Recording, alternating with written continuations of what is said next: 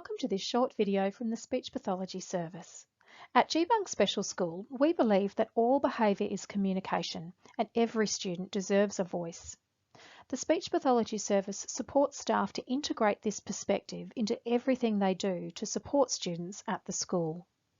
Speech pathologists also run family and community information sessions about the complex communication needs experienced by many students in our school community. Together, we explore what this means and how it might impact families and carers. Details are on your screen now. These sessions occur in Term 1 and 3. This video is part of the offering for Term 1. Through the sessions, we'll discuss the range of systems that are often used to support communication. These are called AAC, which is short for Augmentative and Alternative Communication. You might have discussed some of these systems already with your private speech pathologist, or they might be new to you, and that's okay too. We'll also offer the opportunity to have a personalised pod communication book made for your child through the school if this suits your situation. As part of this service, we provide 4 specialist sessions where you'll learn how to use pod communication books and practice with a trial book before deciding if this is the right fit for you and your child. In today's session, we'll look at what complex communication needs, or CCN, can mean for different people, an overview of communication supports, or AAC systems, and bust some myths about communication. Let's get started with this great video from Developmental Disability Western Australia.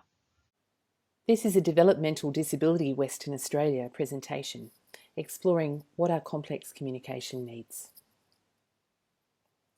Some people with disability can't speak. They might be able to make sounds which have meaning, but they can't say many words. These people used to be called nonverbal. Some people can speak, but they can't always find the right words to say what they really want to say. Some people, whether or not they can speak, have difficulty understanding what other people say. Others might be able to speak and understand well enough, but have trouble paying attention to or processing language. For some people, anxiety can make understanding language so much harder. They may need more communication support when they feel stressed. Having complex communication needs means you might not be able to communicate through speech, or that you might need help to understand what other people say. It's very important that we can recognise when somebody has complex communication needs, not just for their quality of life, but also because having unmet communication needs can result in challenging behaviours. So, how can we help people who have complex communication needs? We can find ways to help people to understand language or to express themselves. The tools we use to help people with complex communication needs are called Augmentative and Alternative Communication, or AAC.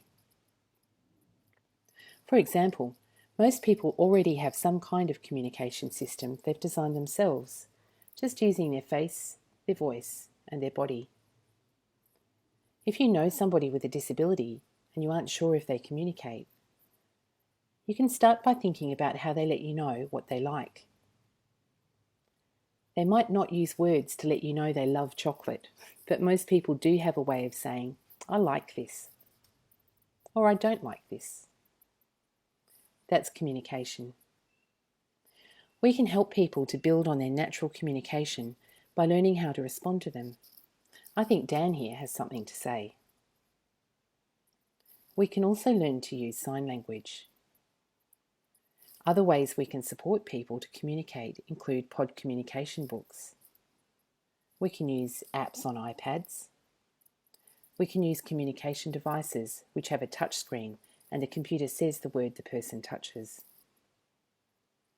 We can also use switches to activate communication devices if the person can't touch the screen themselves.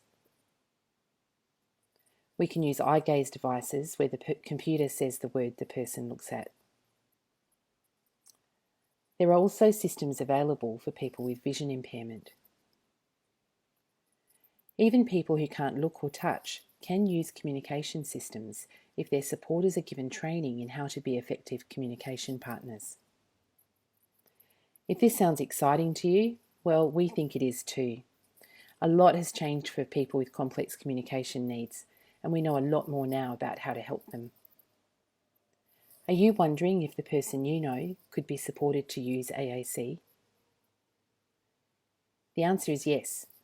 Nobody is too disabled to get support to understand what others say or to communicate using language. Let's talk about some myths about people who have complex communication needs.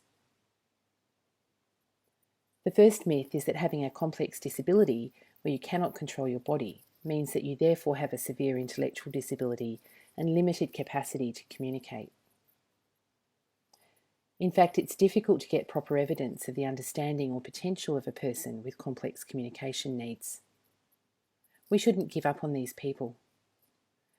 We know a lot more now about how to support them, and even if communication has failed in the past, it might be worth having another go with some of the new strategies and tools available.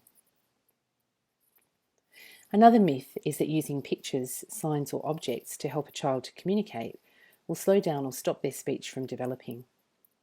This is a common concern for parents.